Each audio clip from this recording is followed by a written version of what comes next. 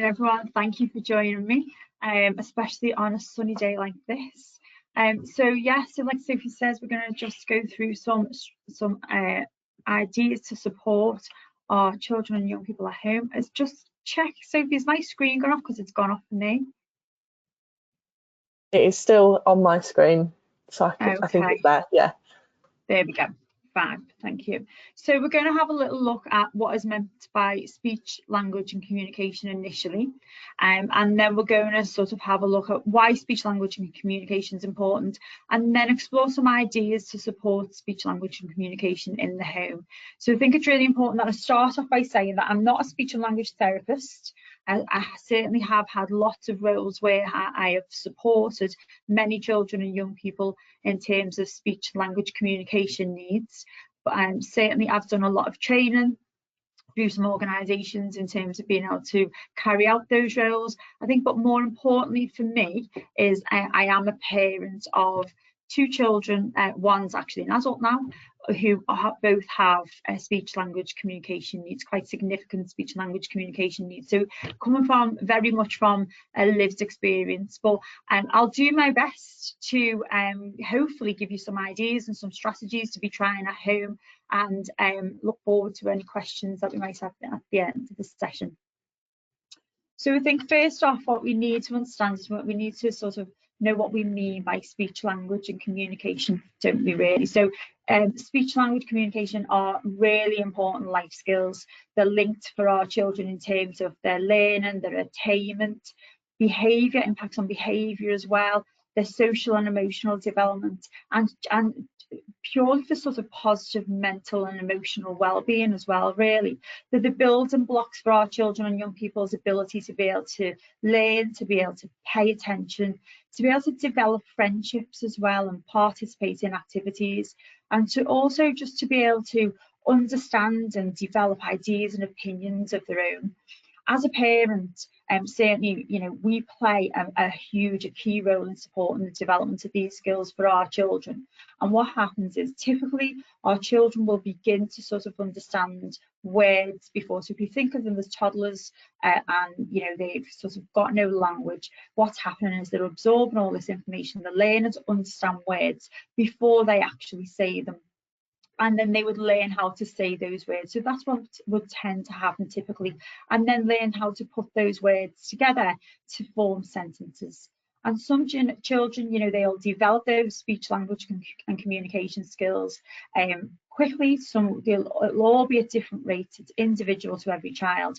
So while some might develop those skills quickly, there's others that they may take longer to develop those skills, and they may need some additional support. And that's certainly been my experience for 2 of my children. So when we think about speech, so what is speech? So speech is basically what we say. It's the sounds that we produce when we're talking. It's how we articulate those sounds and combine those sounds to form words. And it also incorporates things like sort of volume control, the pitch of our voice and intonation, so the rise and the fall of our voice as well. When we think about language, so language is how we say things. So the words and how those words are combined to form the sentences. And language is split into 2 areas. So we've got the understanding of language, so that's known as receptive language. And then we've also got the use of language, which is our expressive language.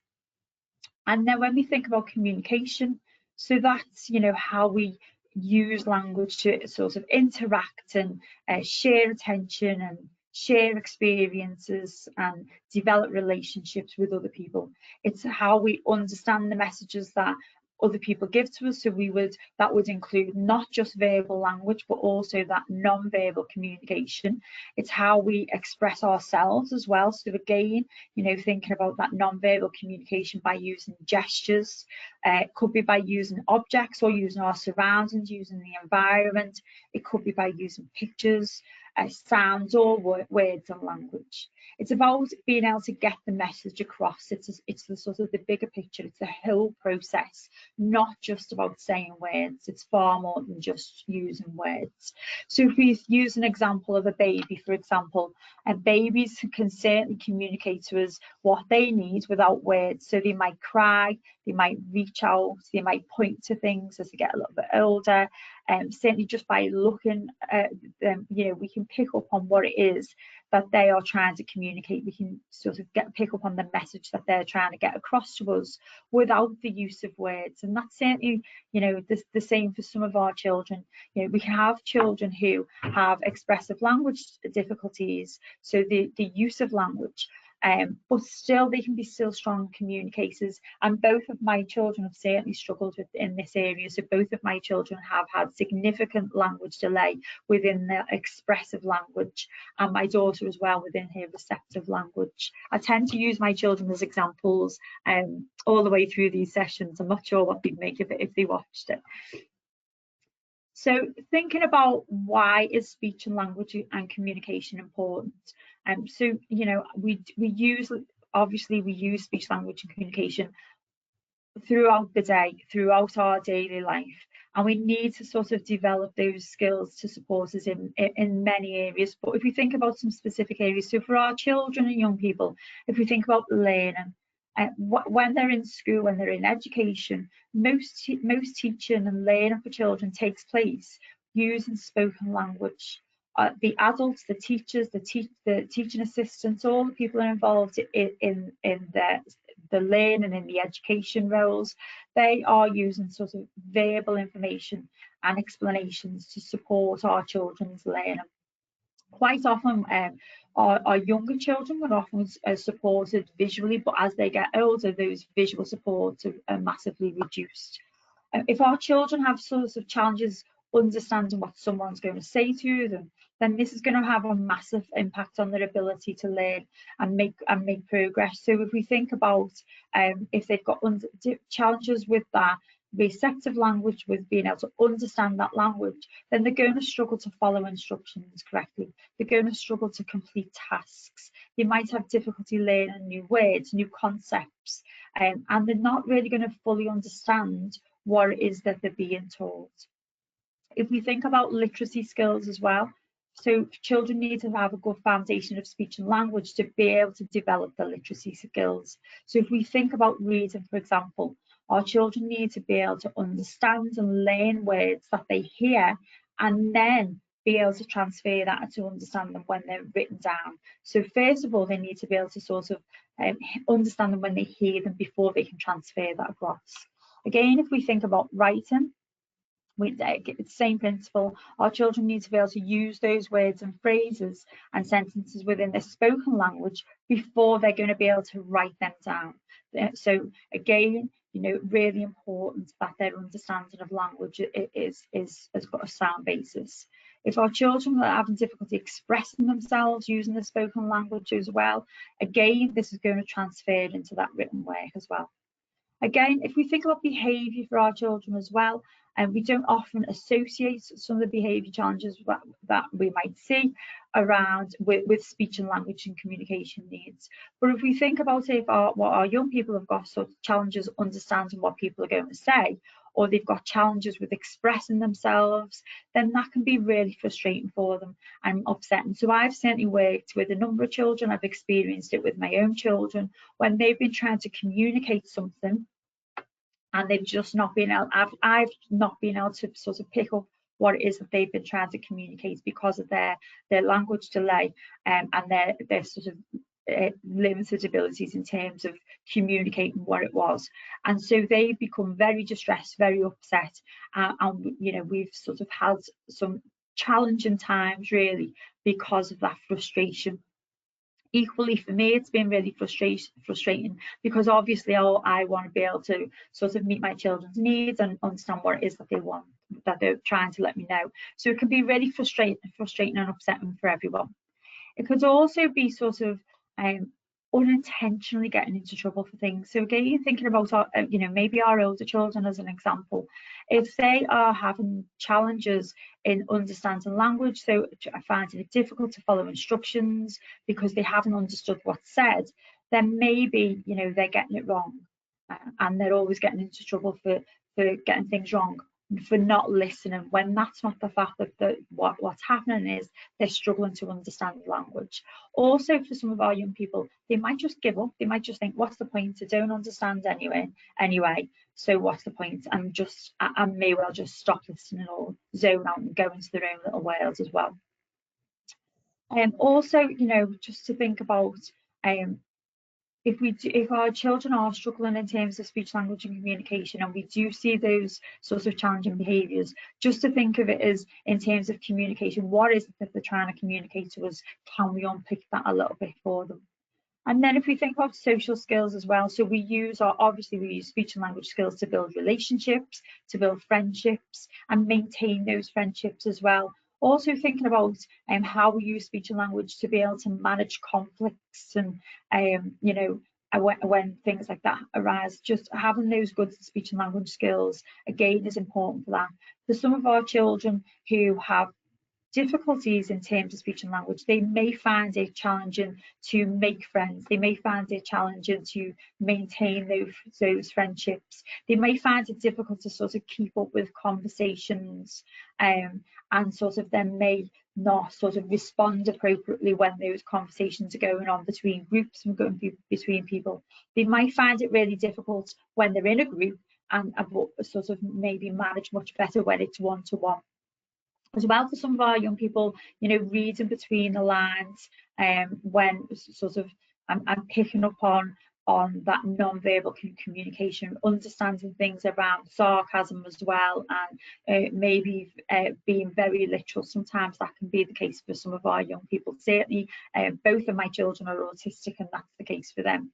I might just not really appreciate as well how we change how we communicate with different people. So as well, I've worked with lots of young people who would communicate with a friend the same way as they might communicate with another adult, a teacher or a parent, and actually don't understand the difference in terms of those relationships and how to adapt their communication. If we think about just life in general as well, though, so just being able to communicate with our family and our friends, being able to read and write, being able to sort of, again, just thinking about those friendships, being able to communicate our needs appropriately as well. And then just thinking, as our young people get older, if they're, if it's impacting on their educational attainments, what about being able to go to college, being able to go to university, being able to get a job, being able to be sort of successful and reach their full potential. So it's speech and language is massively important, as I'm sure you're aware. Excuse me for a second.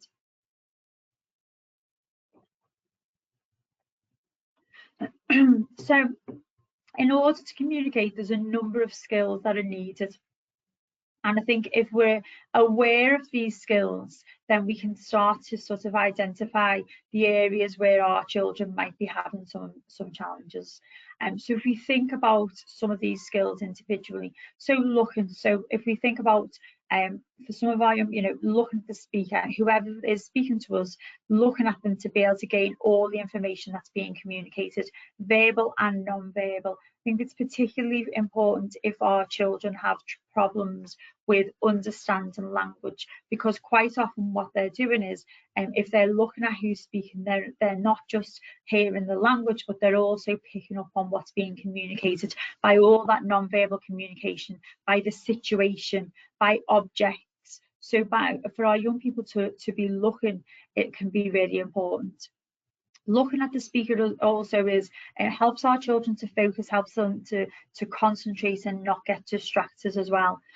We do need to be aware that for some children, things around like eye contact, for example, can be uncomfortable for some young people. And certainly when we talk about looking, we don't mean to be forcing eye contact. What we're really aiming for is for them to be able to sort of just look at what is going on in terms of what's being communicated, whether around the using the situation and that non-verbal communication. It doesn't mean sort of forcing eye contact. Also in terms of listening, so one of the things I always sort of start with is, can your young person hear? So again, for me, for both of my children and young people, we had to get their hearing checked because we weren't sure whether actually it was an auditory problem, whether there has a hearing problem. If a child can't hear words clearly, then they may not learn to sort of say those words correctly as well. Also, for our young people, if they're not hearing, then they might switch off or become restless as well. So having the hearing checked is important. Also for our young people, they need to be able to hear, to be able to sort of listen and concentrate to what is being said, and to be able to understand what is being said as well. They need to be listening to be able to follow those conversations, and they need to be listening to be able to follow an instruction. So listening is a key skill. Thinking about non-verbal communication as well. So like I said, non-verbal communication, it just helps us to understand the situation, what someone's trying to communicate to us. This was an area where my daughter still does, not to the extent she used to, but relied very heavily to be able to because her receptive language, her understanding of languages was and is still significantly delayed. So for her, all that non-verbal communication is vital. Sometimes non-verbal communication, if our young people are using non-verbal communication to understand what's happening, it can mask some speech and language communication needs as well. So sometimes, it can be that we have to remove all of the non-verbal communication to try and identify whether there is speech language communication needs there. But being able to interpret things like facial expressions, being able to interpret gestures, the volume and speed of voice, the rise and fall of pitch, the whole situation, using objects as well. So if you think about, if you're offering somebody a cup of tea or a drink, you don't necessarily need to use words to do that. You can just sort of indicate, do you want a drink? So it's important that we support our young people with non-verbal communication. Over 50% of messages are communicated through our body language and through the situation. And so like I said, children who sort of struggle with language, they might rely on using those situations and that body language to be able to work out what's being said and what's being communicated. If we think about memory as well, so just being able to remember what they've been told, being able to remember the task, being able to remember the instructions to be able to complete those tasks or carry out those instructions, remembering information that they may have stored in their long-term memory, being able to efficiently sort of recollect that information and bring it to the fore when it's needed. If we think about understanding as well, so being able to understand words, knowing what those words mean. By 6 years old, our children and young people need to have learned a vocabulary of over 14,000 words. So that, to needing to be able to sort of know those words and understand those words before they sort of can use them as well to talk. Understand sentences and how sentences are constructed as well. Just having ideas as well. So again, having ideas to talk about, using language to think and organise what it is they want to say about that idea as well. Again, for my little girl, she needed lots of scaffolding in terms of ideas.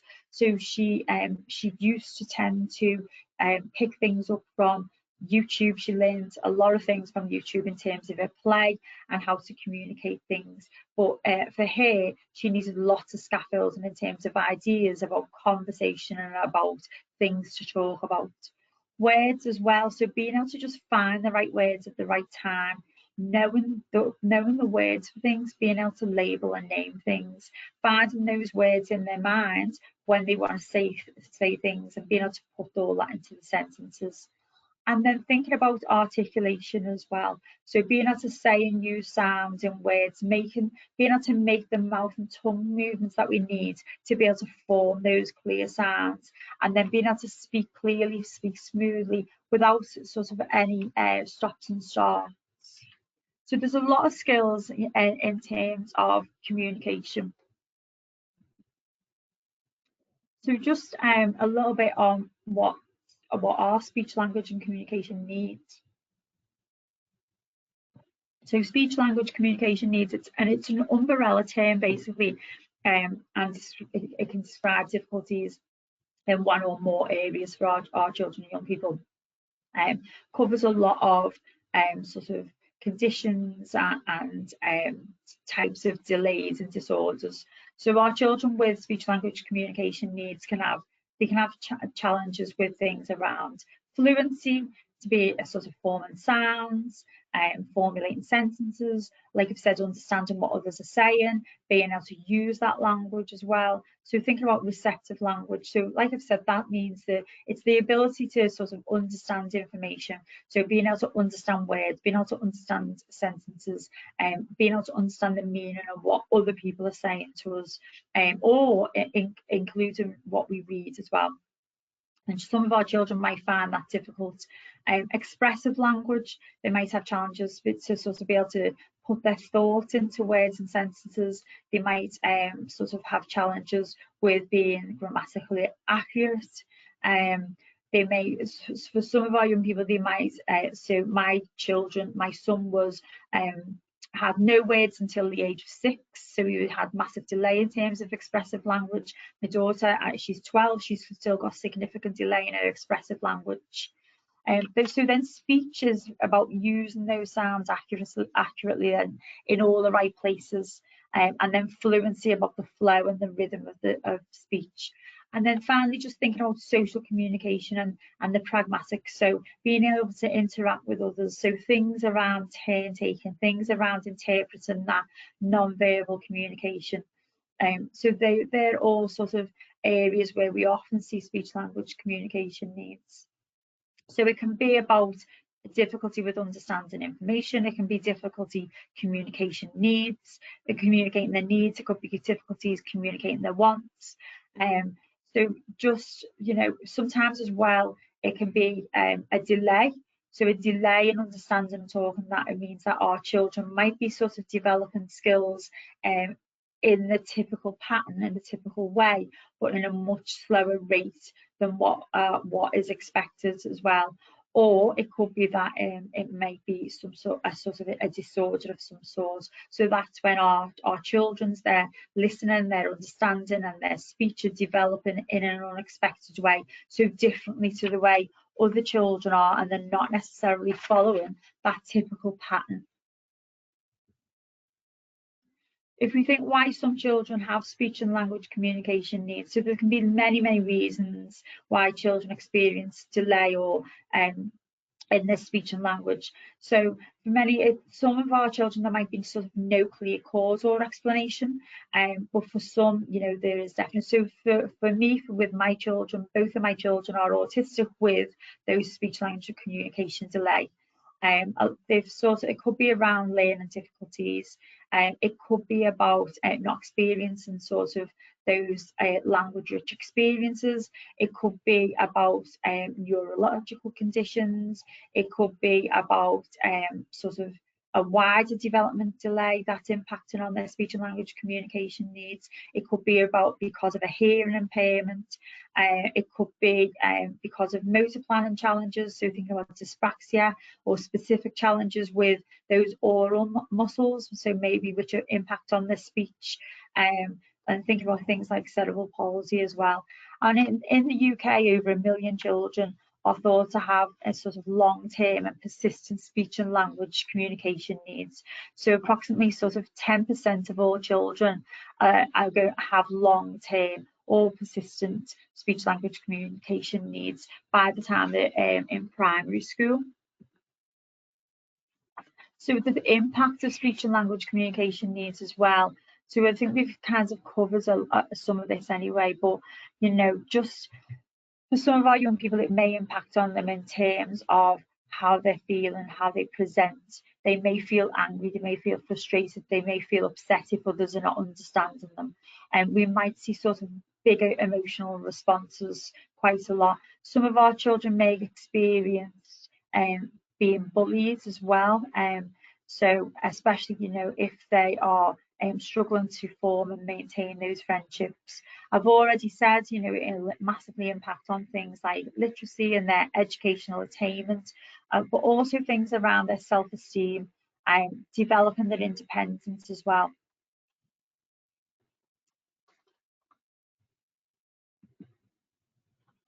So just going to have a little think about how we can support our young people in terms of developing those communication skills. So if we think about early communication skills, so developing relationships, I think initially, you know, if we think about our relationship with our children and about how we're going to support that communication, I think the main thing is about taking things slowly. If we think our children have got some sort of speech language communication needs, let's just sort of slow things down, let's take their lead, let's follow their interests, let's join in with them. Initially, they might not necessarily want you to join in, so you can just sit next to them, watch them play, and take in sort of what they're doing, how they're doing it as well. And for some of our young people, so I worked in an early years setting, and for some of our children, you know, they might move away, they might sort of not be sort of motivated in terms of those relationships initially, but we find motivating toys. Things like bubbles are often quite good, spinning tops, musical toys, those types of things. And when our young people sort of accept us, our presence, accept us, sort of engaging in what they're doing, and then gradually they usually sort of start to join in. Then if we move on to those joint interactions, so whatever it is that it is, you know, that is motivating your young person, can you build on the game? Can you extend it? Can you change the game to sort of keep it going? So, I mean, if you use a baby as an example, when we do that, when, you know, if we think about how we develop those relationships with our babies when we start to play, and one of the things that babies often do is they might throw those toys up to the pram, mightn't they? And then they'll their way of communicating is they might give us eye contact or gesture or laugh to indicate that they want more, and we get that toy, and then they throw it back out again.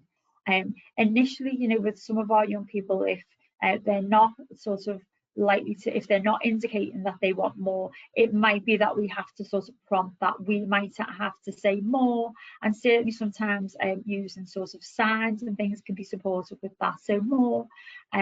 But when we get a response, when we sort of, it might just be an indication, it might be a smile, whatever that is, then we would sort of work on that. We would respond immediately and sort of give them whatever it is, or do it again. If it's a spin and top, for example, and we've been spinning the spin and top, and then they indicate that they want more, then we would do that instantly. Turn taking, developing turn taking for some of our children can be a challenge. So again, turn taking is really important in terms of communication and social interaction and play. So thinking about, you know, initially we might, again, it might just be that we're working on turn taking, just us and the child. We might progress that on to include another child, so maybe a sibling, for example. But when we're doing it, we're going to use motivating games. We're going to sort of give processing time, and we're going to model things like my turn, your turn, or mummy's turn, Johnny's turn, those types of things. For some of our young people, we might need things supported visually, so we might look at turn-taking cards, or you know, a symbol or a sign to show whose turn it is as well.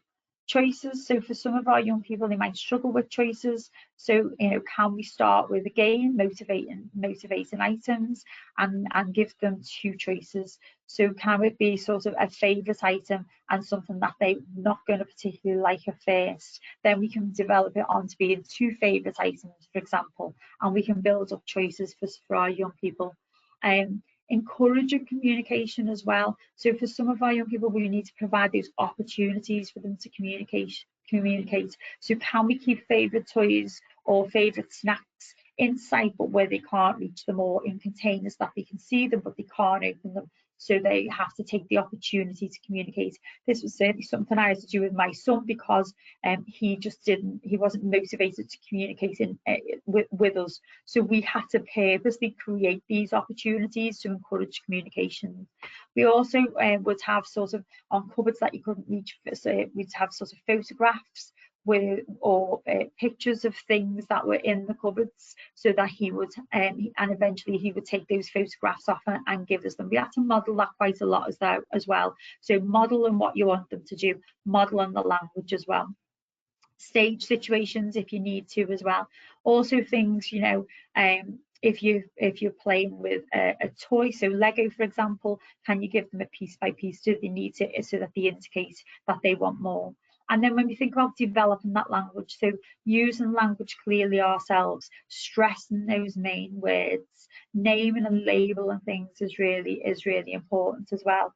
Play games where which are quite repetitive and use the same words or phrases. So think about those ready, steady, go, or 1, 2, 3. And then, you know, just sort of when our children do learn a word, can we add a word? Can we extend that? So for example, if they say car, can we say yellow car or big car? Or if they say juice, can we say drink juice? And just adding words on, just to develop that language as that communication starts to develop. Excuse me. Some other general tips as well is in terms of our young people, just sort of saying their name first. So again, for some of our young people, they might not necessarily realise that we're talking to them unless we specifically address them. Again, some of the children and young people that I worked with in the early years setting, sometimes it might be that the staff would say, so blue group, go and put your coat on. And I certainly worked with some young people who didn't associate themselves with blue group. Again, so what would need to happen is the staff member would need to say, Johnny, coat on. So just say the name first, also to get their attention. You might need to sort of physically get down on the level, or even physically touch them whilst you're saying the name, just to make sure that you've got their attention.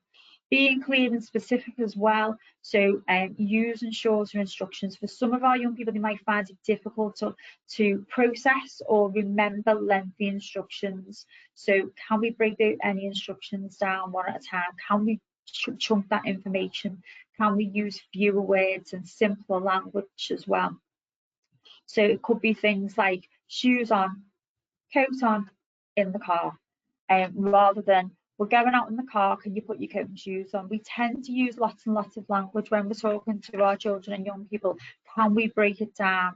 Can we give them time as well to process that? So thinking about processing time, again, for some of our young people who might find processing verbal language really difficult, particularly if they're feeling stressed or anxious, their ability to process information may sort of need longer to process information.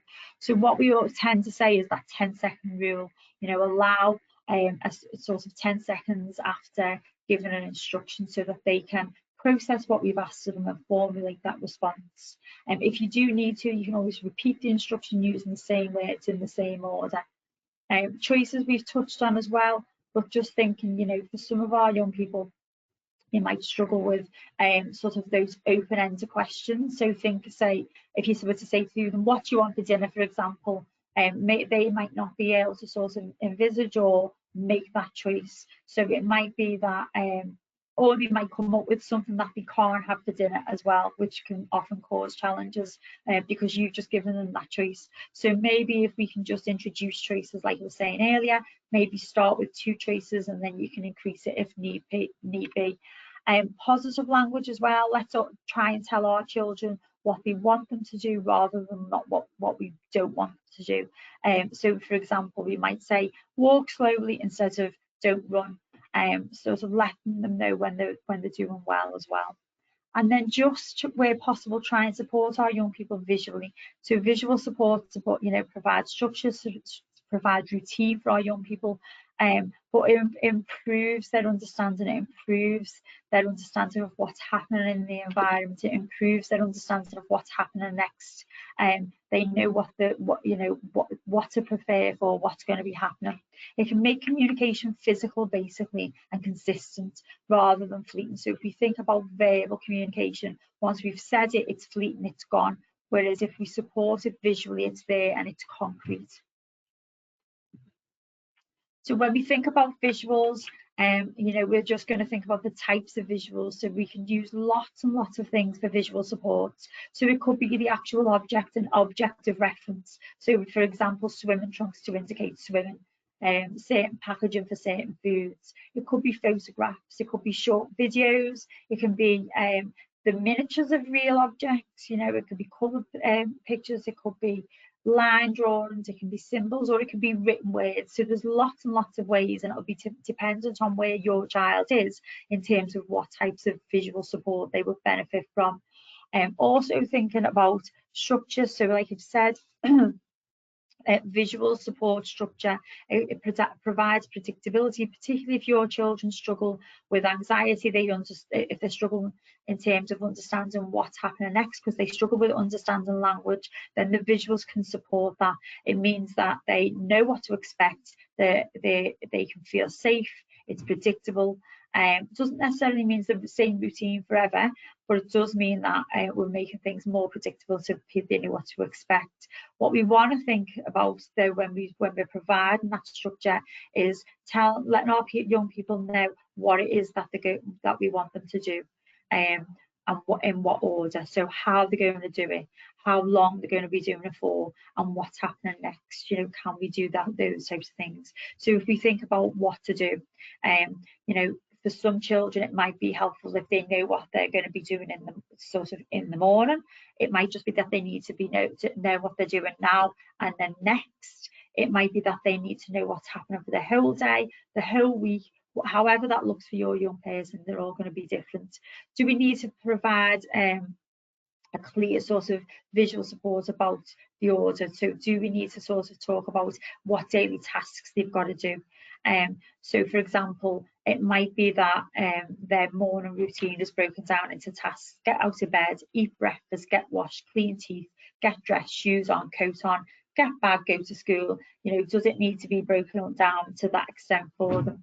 Do we know how to do it as well? So again, for some of our young people, we often think that they know how to do this. So if we think about brushing their teeth, so it might be that they know that they need to brush the teeth, but do they know how to do it? So do they need visual instructions to do certain tasks? So get the toothbrush, squeeze on the toothpaste, brush the teeth for 3 minutes, spit out the toothpaste, rinse the mouth, rinse the toothbrush. All of these things we don't often think to that level, to that extent in terms of visual support. But for some of our young people, you know, if they haven't got the idea of how to do it, or they don't know how to start the task, they don't know how to complete the task, is that what we need to do? And then how long is an activity going to last for? You know, have they got a clear sort of start and finish? Can we give them a clear sort of ending to when a task is going to finish as well? And then do they know what's happening next? Excuse me. Just as going on to the types of questions we might use for some of our children. So levels of questioning.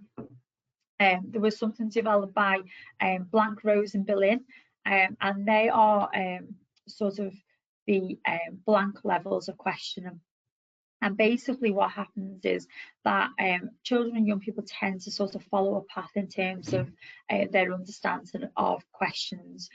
Quite often I used to do some sessions with families around these blank levels. It's quite interesting because we often ask our children questions that sometimes they're not able to understand. So there's different levels. So there's 4 levels in terms of blank levels. So the first level, level 1, often usually our children typically would be around 3 years old in terms of their understanding of level 1. So if we think about level 1 questions, so our 3 and 4 year olds would have an understanding of level 1 and level 2 typically. So level 1 would be about naming. So things like find another one like this, and you might be showing a blue car, a car, and you want them to find another car. You might say, what is this? Holding up the car. You might say, show me a car, and you're looking at a storybook and you want them to point to the car. You might say, give me a car, and they have to reach and get you the car, for example. You might say, what is this called, and be holding the car up. So basically it's about being able to name items and objects tasks that are there, that are in front of them, that they can see. Level 2 then goes on to our young people in terms of being able to describe things as well. So they're sort of who questions. What is the little girl doing? Where questions. What do we do with this? And you might be sort of holding up, I don't know, a Play-Doh cutter. What is this part for? Functions, so things like show me something that you eat with. So show me something that you cook bread with. Being able to match items together as well. So if we think about what goes with a knife, a fork, and being able to describe things as well. So thinking about being able to use colours, being able to talk about size, being able to talk about textures and shapes and quantity. And also, you know, being able to ask questions around, find something that can cut, find something that can roll. What's happening in this picture, and they're able to sort of describe what's happening in the picture that's in front of them. And you know, find something that is red, find something that is spiky, those types of questions. So our children, and what happens is before we would move on to those, from those name type questions, we would need to be confident that they understand, they are able to answer those types of questions 80% of the time before we would move on to those describing types of questions. So if we think we might ask them 4 or 5 questions, and out of those 5 questions we would want them to be at least getting, you know, maybe 4 of them right, or before we move on to describing type questions. So then we would work on those describing type questions.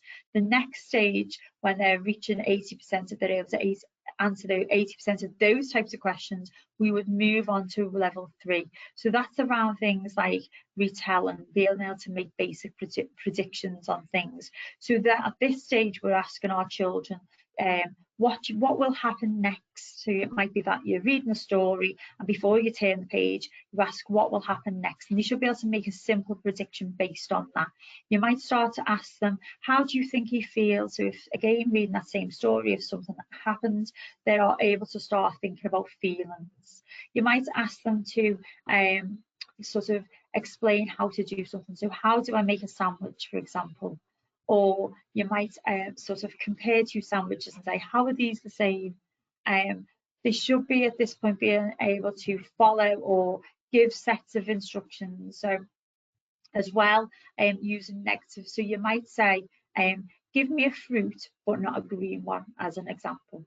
So again, for our young people, what we would do is when we're using those types of questions, if they're able to answer those types of questions 80% of the time, then we would move on to the next stage, level 4 questions. And when they get onto level 4 questions, and our children and young people are normally, typically, about 5 years and older when they get to level 4. But these are sort of questions that involve problem solving, predictions and solutions. So, you know, it might be that something happens and we say, you know, what will happen if, you know, predicting something, what will happen if we miss our bus, being able to predict what's going to happen, coming up with solutions if something is, you know, what should we do now if you've missed your bus, for example. The causes, how did that happen? How did we miss our bus? You know, being able to justify, so why can't we eat ice cream with a knife and fork, for example? Being able to give an explanation for something. So one of the children is crying, you know, how can we tell someone is sad? How, being able to solve those problems. And also things about why questions. So anything that starts with why did such and such do that? Why did you do that? Why did you push little Johnny? So the reason we need to think about these why questions is quite often when we're with our 2-year-olds, or if we have children with a delay in this area, what we might be doing is we might be asking questions that are beyond their ability to answer.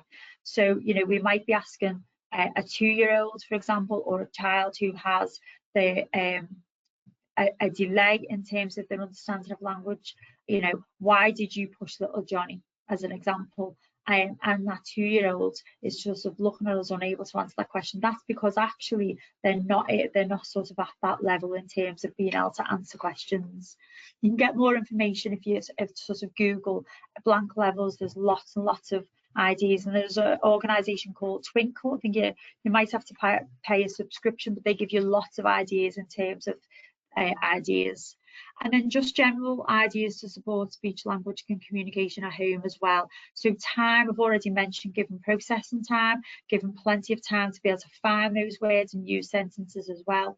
Following their lead, I mentioned that when I was talking about developing those early communication skills, but it stands for our older children as well. Showing interest in their choice of topic, that encourages them to talk. If we show an interest in what they're interested in, it sort of builds on their confidence and their self-esteem, shows that we want to engage in them, and they're more likely to engage and to talk and to communicate with us if we're doing things that they're motivated by. Listen and attention, so as well, you know, making sure that we've got their attention before speaking. Distractions, so thinking about our environment, reducing background noise, reducing any other distractions. If our young people struggle to maintain attention, then that's something that we need to think about if we're sort of asking them to engage in something where we need their full attention. Games can be really helpful as well, so there can be motivating activities, you know, thinking of games that might support concentration. So it could be simple as cutting and sticking things, it could be as simple as jigsaws, for example, or sort of board games or memory games. Activities as well that encourage listening, so Simon Says is a really good one, or I Spy, or those shopping type games when you're in the shop, can you go and find items.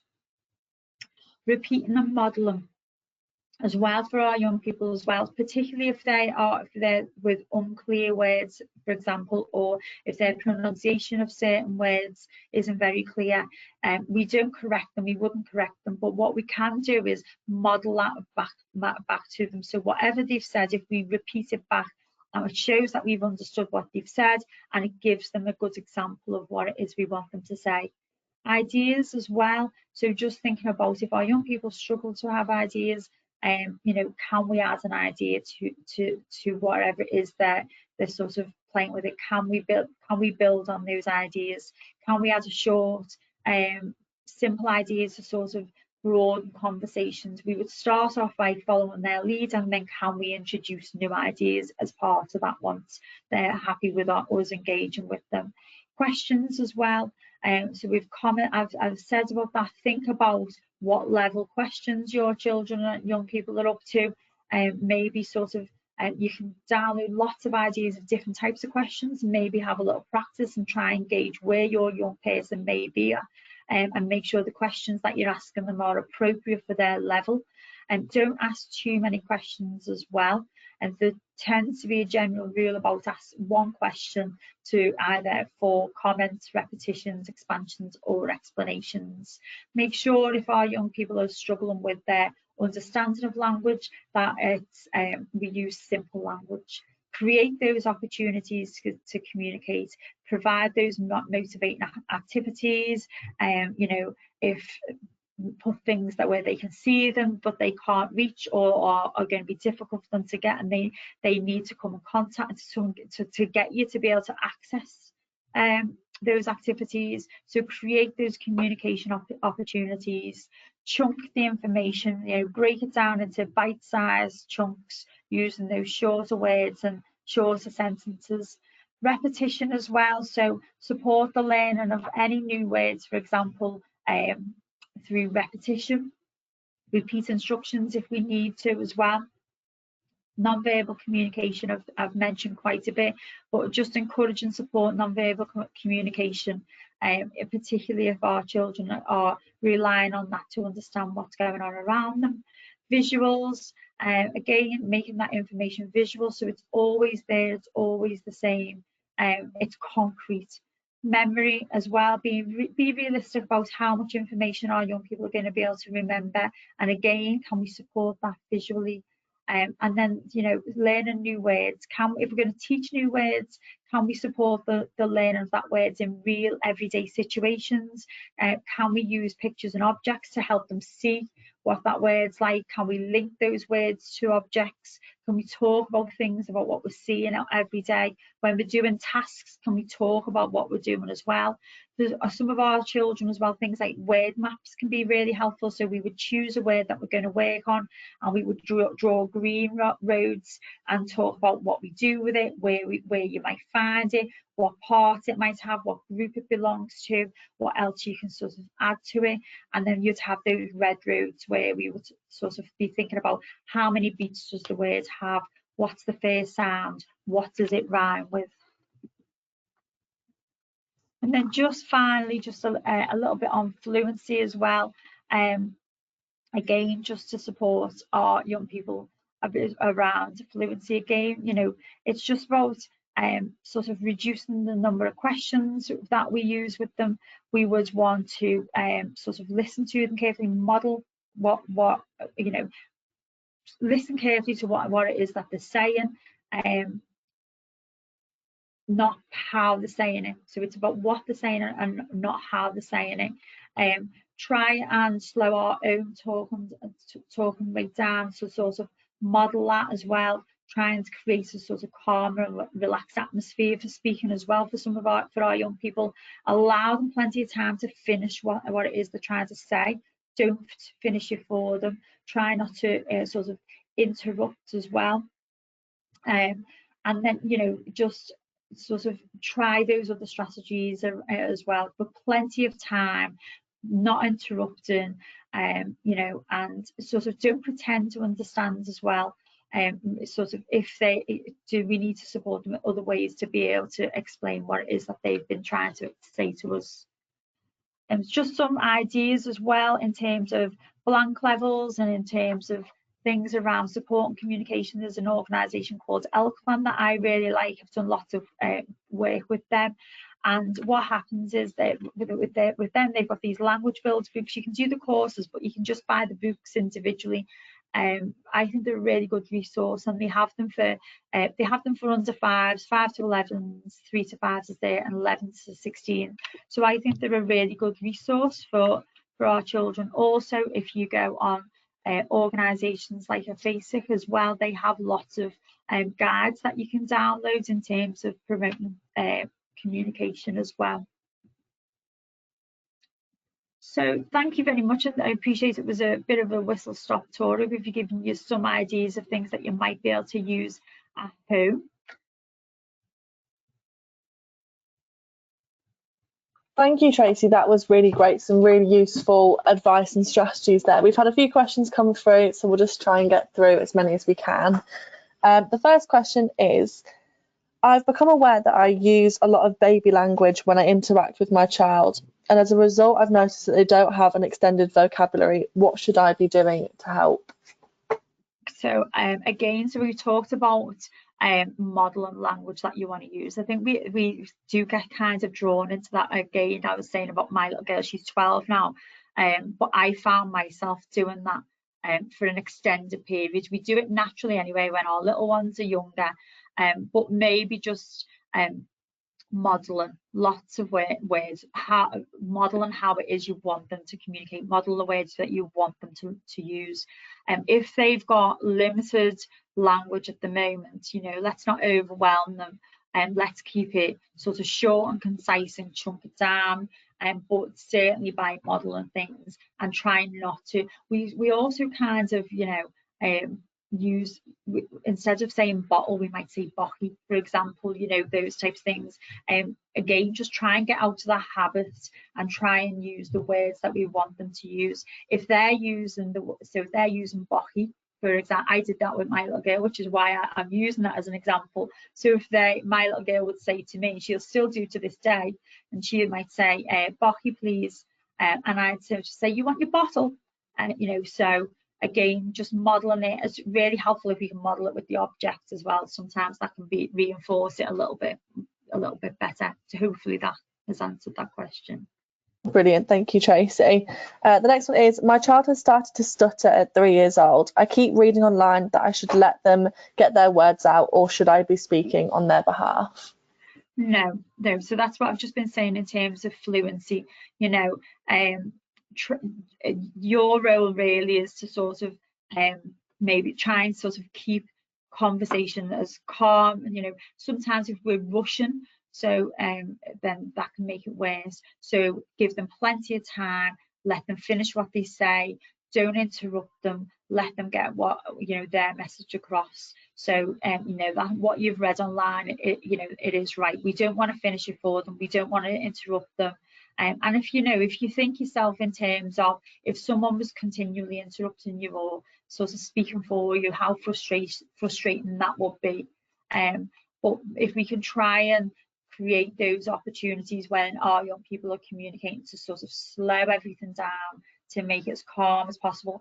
As a parent, I know that's not always easy, you know, especially if it's sort of first thing in the morning, you do get ready for the school run and things like that. But you know, just try your best. Brilliant, thank you. The next one is, how do I get other family members, e.g. partner, to adopt some of the advice, specifically not asking why so much, the use of positive language and slowing down? $1,000,000 question, I think. Okay, so again, we'll all have sort of people in our lives that don't necessarily adopt the strategies we do. I think maybe if we can model it, if we can show how well it works. I know for me and my husband were on you know, our journeys took sort of, his journey was much longer than mine in terms of my understanding of my children's speech and language communication needs and their other challenges. So what I did was I explained to him the importance of why I would be using a strategy, and then and it wasn't that he didn't appreciate it or understand that. I think for him, he just sort of, it didn't I don't know, so I suppose he was always so busy that he wouldn't think about it as to the extent I was. But anyway, so what I would do, I was modeling, I would show how well it works, and when sort of something happened or he did something and it didn't work so well, I would then sort of model what I would do or talk about what I would do and how it worked for me. And now, you know, he is he's very much involved in and very much appreciates the importance of how we support our young person, because what happens is our young people become frustrated, our young people become upset if they're not supported in the right way, because they're not able to communicate in the way they need to. So I definitely think, you know, if you try and explain why you're doing what you're doing, the benefits of what you're doing, why your young person needs that to happen for them, and then model it and let them see it work. And sometimes the proof's in the pudding. Sometimes seeing things work is the sort of catalyst that someone says, oh yeah, now I get it. Sometimes talking about these things doesn't sort of click in the same way. So yeah, definitely you do what you need to do, you model it and sort of chip away at that. Hope that helps. Great, thank you. Probably got time for one more.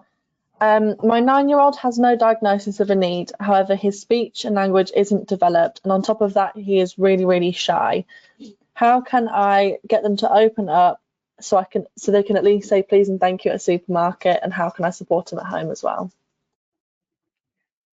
So I would not be worried about sort of please and thank you in the supermarket. If he's shy and then you sort of try and get him to do those things, then that might be anxiety provoking, and that might actually have the opposite effect, because what happens is when we're feeling anxious, when we're feeling stressed, then our ability to access language is reduced anyway. So actually it potentially could have the opposite effect.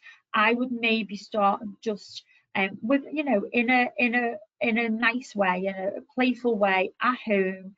Just be working on developing those communication skills at home, and it might be that as he develops that confidence at home, then that transfers into social situations. But I would certainly be working on his communication needs in general rather than worrying about sort of pleases and thank yous, especially if he's particularly shy, because that's just, like I say, it's going to be more anxiety provoking. But make games, you know, things like Simon Says and I Spy and the, you know, interactive type games. Again, you know, do a little Google search of games to support speech and language communication needs, and you'll get a whole host of things that come up. Another thing that I like about those Alkaline books that I mentioned before is they're kind of my go-to resource for a lot of things.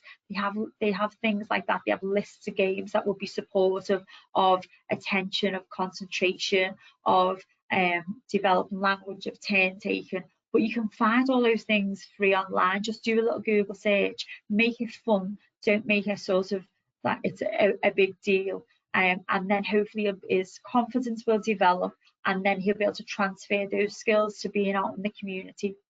Hope that helps. Brilliant, thanks Tracy. That's all we've got time for today.